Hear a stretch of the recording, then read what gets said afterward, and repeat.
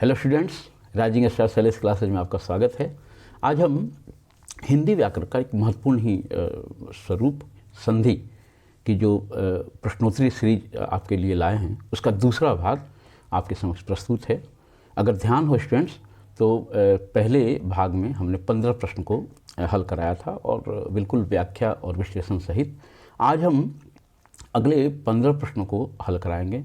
ध्यान रहे, ये जो संधि के सारे प्रश्न हैं वो लगभग सभी प्रतियोगी परीक्षाओं के लिए महत्वपूर्ण हैं और मैंने उन्हीं प्रश्नों को चुना है जो लगभग सारे प्रतियोगी परीक्षाओं में अक्सर पूछे जाते हैं। बार बार ये प्रश्न दोहराए जाते हैं, उन्हीं प्रश्नों को मैंने लेने का प्रयास किया है। तो स्टूडेंट्स, बिना समय गंवाए हम ये दूसरी जो सीरीज है बहुविकल्पीय प्रश्नोत्तरी की, उसको आरंभ करते हैं। चलिए स्टूडेंट्स स्टार्ट करें। हम देख सकते हैं कि जो पहला प्रश्न है वृद्धि संधि का उदाहरण है। क्या है? वृद्धि संधि का उदाहरण है।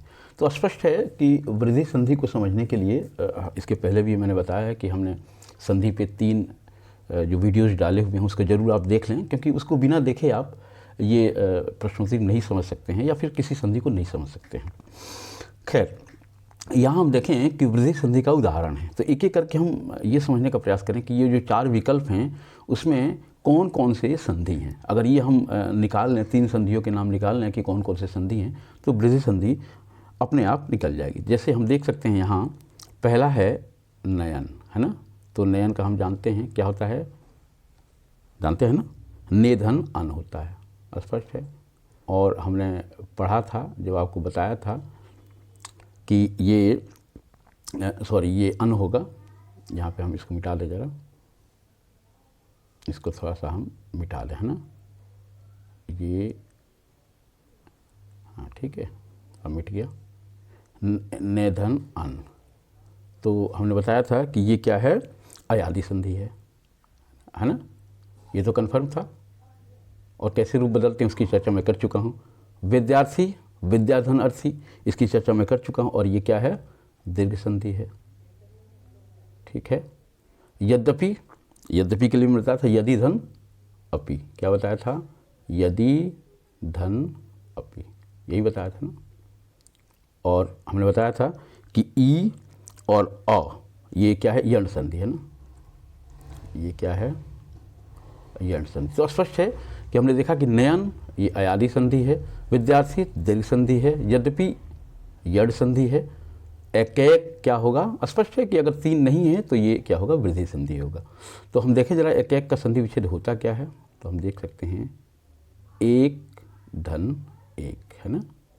एक धन एक क्या होता है, एक होता है। इसमें हमने पढ़ा था कि क का ये अ और ये दूसरे शब्द का पहला वर्ण ए, अ और ए मिलके ए का दीर्घ हो जाता है, यानी इसकी वृद्धि हो जाती है। तो इसे हम कहते हैं वृद्धि संधि, स्पष्ट है। तो हम देख सकते हैं एक धन एक, यानी पहले शब्द का अंतिम वर्ण अ, दूसरे शब्द का पहला वर्ण ए, और दोनों मिलके क्या हो जाता है, ए हो जाता है। तो ये क्या हो जाता है, एक हो जाता है। तो स्पष्ट हम देख सकते हैं कि वृद्धि संधि का उदाहरण क्या है, यहाँ एक है। ठीक है स्टूडेंट्स, चले आगे देखें।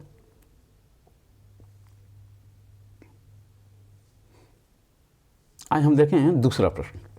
दूसरा प्रश्न है निर्धन में कौन सी संधि है। ठीक है, निर्धन में कौन सी संधि है। तो स्पष्ट है, इसमें हम देख सकते हैं। इसका पहले हम देखें संधि विच्छेद होता क्या है। तो ने धन धन, यही होता है ना, ने धन धन। तो स्पष्ट है कि ये क्या है, विसर्ग संधि है। क्या है ये, विसर्ग संधि। इसमें कुछ ज़्यादा देखने की जरूरत नहीं है। तो हम देख सकते हैं निर्धन में कौन सी संधि है, विसर्ग संधि। अब आए तीसरा महत्वपूर्ण प्रश्न, और ये भी अक्सर प्रतियोगी परीक्षाओं में पूछा जाता है। मैं इसको VVI कहता हूँ, वेरी वेरी इंपॉर्टेंट। हर प्रतियोगी परीक्षाओं में लगभग ये प्रश्न पूछा जाता है। तो हम देख सकते हैं इत्यादि का संधि विच्छेद क्या है। तो हम देख सकते हैं कि इति धन आदि, क्या होता है, इति धन आदि होता है। और हम देख सकते हैं कि इति में छोटी ई, और उसके बाद दूसरे शब्द का पहला वर्ण क्या है, आ है, ई और आ, यही देखा ना हमने। और ये मिलके क्या हो जाता है, या प्लस आ होता है, यानी या हो जाता है, यह होता है, और फिर आ है तो यहाँ या हो जाता है। तो ये क्या हो जाता है, इत्यादि हो जाता है। तो इसमें कौन सी संधि है, जैसा हमने चर्चा किया था, छोटी पहले शब्द के अंतिम वर्ण में ई आए, उसके बाद अ आए या कोई स्वर आए और या रूप में आ जाए तो ये क्या हो जाता है, यण संधि। याद है ना स्टूडेंट्स, ये क्या है, यण संधि। ठीक है स्टूडेंट्स, तो हमने देखा कि इत्यादि में कौन सी संधि है, तो यण संधि है। और इति धन आदि, तो हम देख सकते हैं ये इसका जो ख विकल्प है वो सही है। ठीक है स्टूडेंट्स, तो इत्यादि का संधि विच्छेद हमने क्या देखा, इति धन आदि, और इसमें संधि कौन सी है, तो इसमें यण संधि है। ठीक है स्टूडेंट्स, चले अगला प्रश्न देखें जरा हम लोग। अगला प्रश्न देखें, ये प्रश्न चौथा है, कविंद्र क्या है, कविंद्र का संधि विच्छेद है। तो हम देख सकते हैं कविंद्र का संधि विच्छेद क्या होता है, इसका संधि विच्छेद होता है कवि धन इंद्र। ठीक है स्टूडेंट्स, कवि धन इंद्र होता है। हम देख सकते हैं कि पहले शब्द के अंतिम वर्ण का वर्ण क्या है, पहले शब्द का अंतिम वर्ण ई यानी छोटी ई, और दूसरे शब्द का पहला वर्ण ई यानी छोटी। तो हमने जब पढ़ा था कि समान स्वर जब आए तो उसका दीर्घ हो जाता है, क्या हो जाता है, दीर्घ हो जाता है। इसलिए क्या हो गया, यहाँ ये छोटी यहाँ बड़ी में आ गया, यानी क्या हो गया, कविंद्र हो गया। ठीक है स्टूडेंट्स, तो हमने देखा कि जब दो समान स्वर यानी छोटी बड़ी या छोटी दोनों एक समान आए तो इसका क्या हो जाता है, दीर्घ हो जाता है। तो यहाँ हमने देखा कि कवि का ये जो छोटी था वो दीर्घ हो गया, ये कविंद्र हो गया। जब दीर्घ हो जाता है तो वहाँ संधि कौन सी होती है, वहाँ संधि भी दीर्घ होती है, ये हमने पढ़ा था। ठीक है, तो हम देख सकते हैं कविंद्र में इसका संधि विच्छेद क्या होगा, ग यहाँ होगा, कवि धन इंद्र, और इसमें संधि कौन सी हो गई, दीर्घ संधि हो गई। ठीक है स्टूडेंट्स, इसको हमने समझ लिया कि कविंद्र में दीर्घ संधि है। अब देखें पांचवा प्रश्न। पांचवा प्रश्न है, भावार्थ में कौन सी संधि है। तो ये भी देख सकते हैं भावार्थ में, इसका पहले संधि विच्छेद हम लोग कर ले, भाव धन अर्थ। तो ये भी काफ़ी आसान है, लेकिन अक्सर प्रतियोगी परीक्षाओं में पूछा जाता है। हम देख सकते हैं कि यहाँ पहले शब्द का अंतिम वर्ण व, दूसरे शब्द का पहला वर्ण अ, और मिलके हो जाता है आ, यानी भावार्थ। क्या देखा हमने, भावार्थ। तो ये स्पष्ट है, अभी हमने चर्चा की इसके पहले, ये भी क्या है, दीर्घ संधि है। ठीक है, तो हम देख सकते हैं ये क्या है, भावार्थ में कौन सी संधि है, दीर्घ संधि है, क्योंकि दो समान स्वर आपस में मिलकर इसका दीर्घ रूप बनाते हैं, यानी इसका बड़ा रूप बनाते हैं, आ बनाते हैं, तो इसलिए यहाँ दीर्घ संधि है। तो स्पष्ट है भावार्थ में कौन सी संधि है, दीर्घ संधि है, और इसका संधि विच्छेद क्या है, भावधन अर्थ। ठीक है स्टूडेंट्स, चलें आगे बढ़ें। अगला देखें हम छठा प्रश्न, है ना। छठा प्रश्न हम देख सकते हैं, प्रश्न है सज्जन का संधि विच्छेद है, सज्जन का संधि विच्छेद। तो इसका संधि विच्छेद होता है, देख लें हम लोग, सत धन जन। ठीक है, सत धन जन। तो स्पष्ट है कि दो व्यंजनों का मेल है यहाँ, तो यहाँ कौन सी संधि है, व्यंजन संधि, व्यंजन संधि। ठीक है स्टूडेंट्स, कौन सी संधि है, तो व्यंजन संधि है, स्पष्ट है। और इसका संधि विच्छेद क्या हुआ, सत धन। यहाँ ध्यान रखना है कि सत में यहाँ हलंत है, आधा स है, तो ये इसका विकल्प क्या सही होगा, ये तीसरा, सत धन जन। स्पष्ट है, तो सज्जन का संधि विच्छेद क्या हुआ, सत धन जन, और ये संधि कौन सी है, व्यंजन संधि है। ठीक है स्टूडेंट्स, चले अगला प्रश्न देखें जरा। अगला प्रश्न है, नयन में कौन सी संधि। ये भी काफ़ी महत्वपूर्ण प्रश्न है, अक्सर लगभग हर प्रतियोगी परीक्षाओं में इससे पूछा जाता है। कई बार ये पूछा जाता है कि नयन का संधि विच्छेद करें, और कई बार पूछा जाता है नयन में कौन सी संधि है। तो याद होगा जो पहला प्रश्न हमने पढ़ा था उसमें इसकी चर्चा मैंने की थी। उसमें जब वृद्धि संधि के उदाहरण के दौरान हमने देखा था कि नयन का भी एक उदाहरण था, तो वहाँ हमने बताया था कि नयन का संधि विच्छेद क्या होता है, ने धन अन, है ना, बताया था ना, ने धन अन।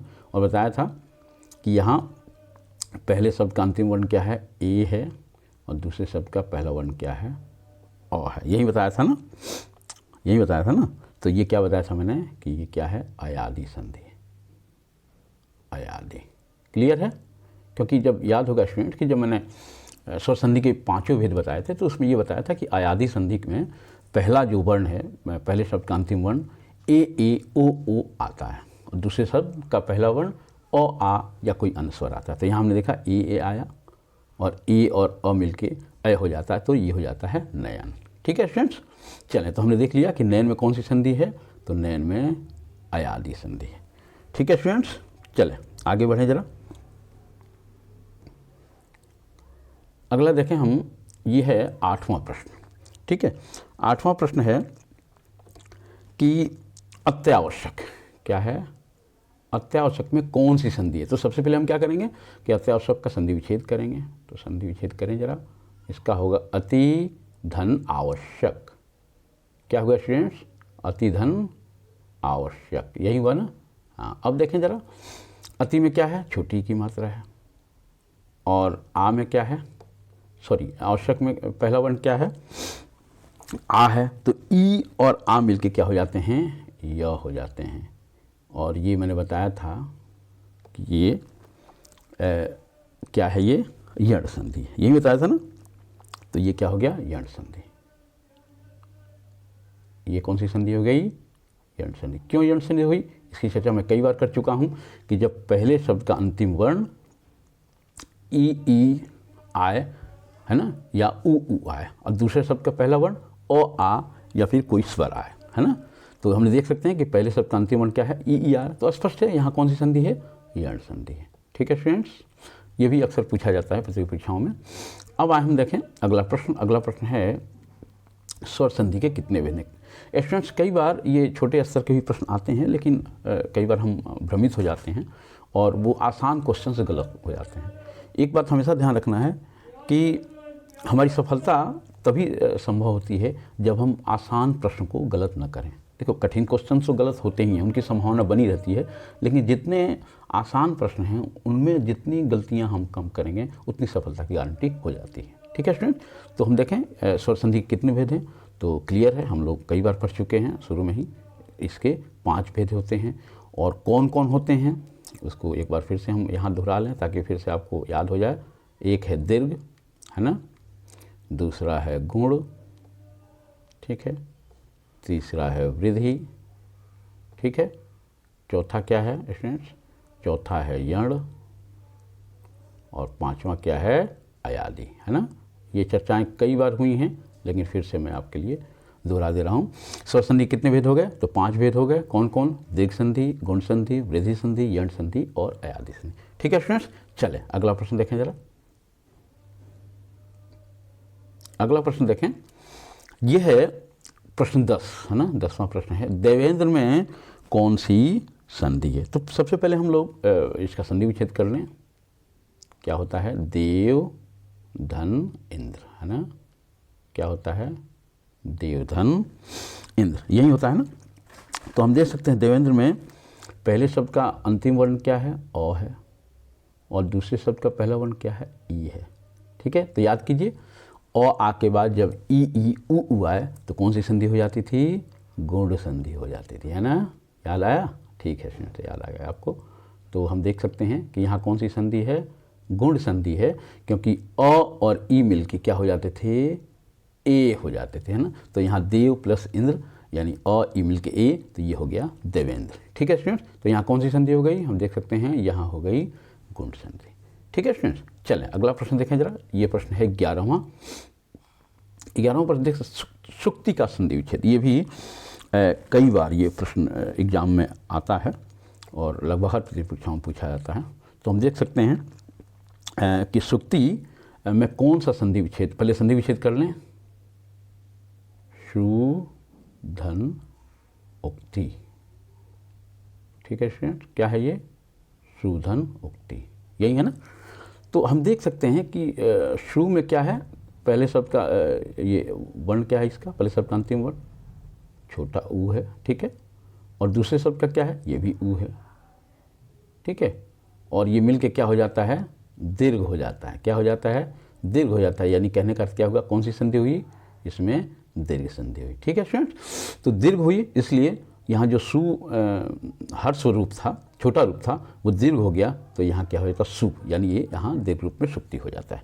ठीक है स्टूडेंट, तो हम देख सकते हैं इसके जब संधि विच्छेद करेंगे तो यहाँ सुधन उक्ति करेंगे, स्पष्ट है। तो हम देख सकते हैं कि सुधन उक्ति यानी ये सुधन उक्ति यानी पहला इसका सही है। ठीक है स्टूडेंट, तो हमने देख लिया कि सुक्ति का संधि विच्छेद क्या हुआ, सुधन उक्ति हर्ष रूप रहेगा और ये दीर्घ हो जाता है यानी बड़ा रूप हो जाता है, तो यहाँ संधि कौन सी हो गई, संधि हो गई दीर्घ संधि और सुक्ति का संधि विच्छेद होगा सूधन उक्ति। ठीक है स्टूडेंट्स, चले आगे देखें।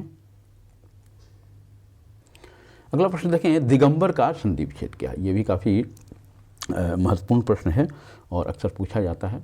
तो इसका पहले संधि विच्छेद कर लें। तो इसका संधि विच्छेद होता है दिक धन अंबर। क्या होता है? दिक धन, ये आधा क रहेगा, दिक धन अंबर। ठीक है, तो इसमें हम देख सकते हैं कि ये जो है इसमें व्यंजन स्वरूप है, इसलिए इसमें कौन सी संधि है? व्यंजन संधि है। ठीक है स्टूडेंट्स, इसमें क्या है? व्यंजन, क्योंकि व्यंजन रूप है क का, इसमें कोई भी स्वर नहीं आया है, तो ये क्या है? व्यंजन संधि है। ठीक है स्टूडेंट, चलें आगे अगला प्रश्न देखें जरा। अगला प्रश्न है साक्षर का संधि विच्छेद है। ठीक है, तो साक्षर का संधि विच्छेद पहले देखें। इसका संधि विच्छेद होता है स धन अक्षर। क्या होता है? स धन अक्षर। और इसमें संधि कौन सी है ये भी देखें हम जरा। स में अ और फिर अ, ये मिलके क्या हो गया? आ हो जाता है, यानी कौन सा रूप हुआ? दीर्घ रूप, है ना, यानी ये यहाँ दीर्घ संधि है। ठीक है स्टूडेंट्स, तो हम कह सकते हैं कि साक्षर में इसका संधि विच्छेद तो हो गया स धन अक्षर, ये दूसरा, और अ और अ मिलके ये आ हो जाता है, इसलिए साक्षर, है ना, यानी यहाँ दीर्घ रूप हो गया, तो यहाँ दीर्घ संधि है। तो हम कह सकते हैं कि साक्षर का संधि विच्छेद स धन अक्षर, और संधि कौन सी है? तो दीर्घ संधि। ठीक है स्टूडेंट्स, चले आगे देखें। अंतिम दो जो प्रश्न है उसको जरा हम देखें। ये काफ़ी महत्वपूर्ण प्रश्न है और अक्सर ये भी पूछा जाता है, जैसे नयन वगैरह पूछा जाता है, इत्यादि पूछा जाता है, तो वैसे ही उसी श्रेणी का ये प्रश्न है। इसका नाम है नाविक। नाविक में कौन सी संधि है? तो ये हम देख सकते हैं, नाविक को पहले संधि विच्छेद जरा करें। तो नौ धन इक, है ना, नौ धन इक। तो हम देख सकते हैं इसमें क्या है? औ की मात्रा है। ठीक है, और उसके बाद क्या है? ई की मात्रा है। तो ये जो है अ प्लस ई हो जाता है, आई। क्या हो जाता है? आई हो जाता है, यानी ये यहाँ अयादि संधि है। क्या है स्टूडेंट्स? यहाँ अयादि संधि, क्योंकि ये पहले शब्द का अंतिम वर्ण क्या है? औ है। ठीक है, तो हम कह सकते हैं यहाँ कौन सी संधि है? तो यहाँ हम कह सकते हैं अयादि संधि है। ठीक है स्टूडेंट्स, चले अंतिम प्रश्न देखें जरा। ये भी काफ़ी महत्वपूर्ण है, ये प्रश्न अक्सर पूछा जाता है। उपर्युक्त में कौन सी संधि है? तो सबसे पहले हम इसको संधि विच्छेद करें जरा। तो उपर्युक्त का संधि विच्छेद होता है ऊपरी। क्या होता है? ऊपरी धन उक्त। ऊपरी धन उक्त। तो हम देख सकते हैं कि इसमें कौन सी संधि होगी? तो छोटी, यानी पहले शब्द का अंतिम वर्ण ई और दूसरे शब्द का पहला वर्ण उ, यही वर्ण, तो ये हो जाता है य। ठीक है, तो यानी यहाँ कौन सी संधि हो गई? तो हम देख सकते हैं पहले शब्द का अंतिम वर्ण क्या है? ई है, और दूसरा उ है। तो यहाँ कौन सी संधि है? यहाँ यण संधि है। यहाँ कौन सी संधि है? यण संधि।